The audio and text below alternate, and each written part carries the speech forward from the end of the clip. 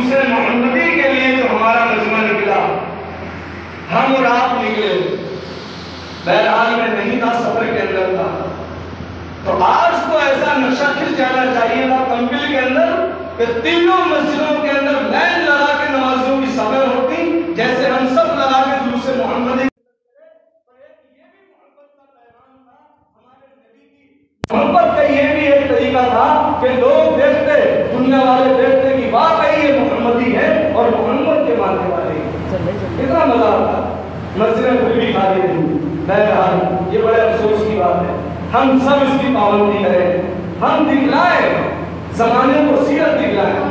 ہاں بہت ہم نے اپنے نبی کی سیرتیں بیان کر لی، بہت تقریریں ہو گئی، بہت لوگوں کو سنا لیا، بہت لوگوں سے دعوے کر لیے۔ اب ضرورت ہے کہ ان بیانات کو، ان سیرتوں کو، ان نبی کے ارشادات کو، ان نبی کے فرامین کو ہم اس طریقے سے لوگوں کے سامنے پیش کریں کہ ایک ہمارا برادران وطن جب ہمارے ڈھانچے کے اندر، جب ہمارے وجود کے اندر نظر دوڑائے تو وہ کہے کہ واقعی تو محمدی ہے، واقعی تو رسول عشق ہے، تجھے نبی سے اپنی محبت ہے، وہ دیکھ کے کہیں میرے بھائیو، تب ہے ہمارا عشق، تب ہے ہماری محبت۔ اور اخلاق ایسے پیش کرو لوگوں کے سامنے جو نبی پیش کر کے گئے ہیں۔ کیا فرمایا؟ وَمَا أَرْسَلْنَاكَ إِلَّا رَحْمَةً لِّلْعَالَمِينَ، اے نبی آپ تو سارے جہان کے رحمت بن کر آئے۔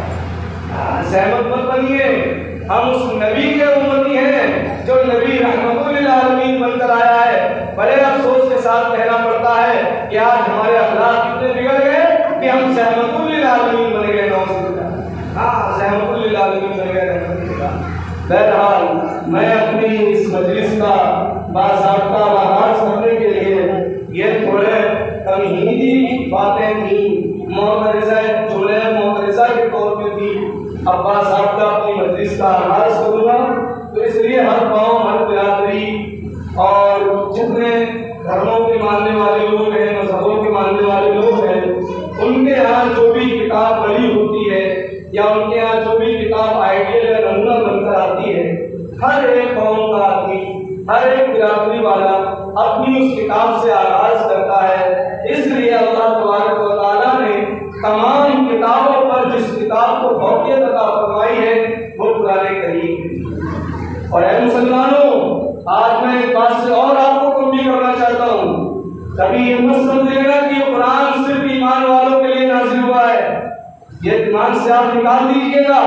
یہ قرآن ھذا بلاغ للناس، للناس کے اندر ہر ایک برادری، ہر مذہب اور دھرم کا ماننے والا شامل ہے۔ للناس اللہ نے کہا ہے، ھذا بلاغ للمؤمنین نہیں کہا، ھذا بلاغ للمسلمین نہیں کہا۔ اس لیے اپنے دماغ سے بات نکال دیجئے کہ ہاں یہ قرآن صرف ہمارے لیے نازل ہوا، بلکہ دنیا کے ہر انسان، ہر شخص، ہر ایک کے لیے اللہ تعالیٰ نے قرآن ہدایت بنا کر نازل فرمایا ہے۔ بس فرق اتنا ہے، جس نے اسے اپنا لیا اس نے اس قرآن کا حق ادا کر دیا، جنہوں نے نہیں اپنایا وہ اس حق سے محروم ہو گئے۔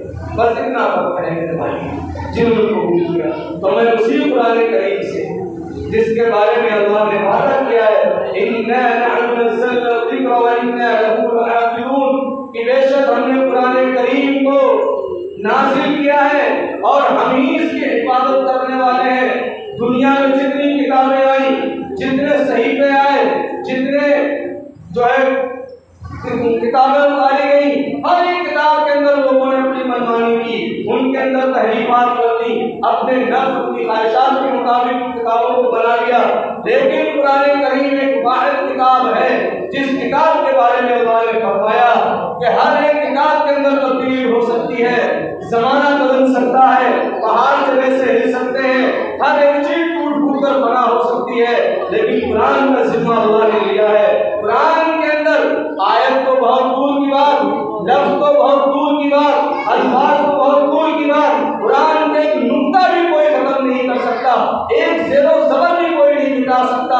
اور اس کا سب سے بڑا کرشمہ، سب سے بڑا معجزہ اور سب سے بڑا اعجاز یہ ہے کہ اللہ نے اس قرآن کریم کو ایسا معجز قرآن بنایا کہ آج وہ معصوم بچہ جو سنبھل کے کھڑے ہو کے یہ بھی نہیں جانتا کہ پیشاب کیسے کرنا ہے، پاکی حاصل کیسے کرنی ہے، میں پاک ہوں یا نہیں ہوں، اسے اتنا بھی ہوش نہیں ہوتا، لیکن یہ قرآن کریم اس کے سینے کے اندر پورا کا پورا محفوظ ہے، پورا کا پورا قرآن کریم اس کے اندر رچا اور بسا پڑا ہے۔ اندلس اسپین کے اندر جب مسلمانوں کو ختم کرنے کی پلاننگ کی گئی، 800 سالہ حکومت کی مسلمانوں نے اور ان کے ساتھ اتیاچار کیا گیا، اس اندلس کے اندر انگریز نے کہا کہ ہم اس ملک سے قرآن کریم کو مٹا دیں گے، اس دنیا سے قرآن کریم کو ختم کر دیں گے۔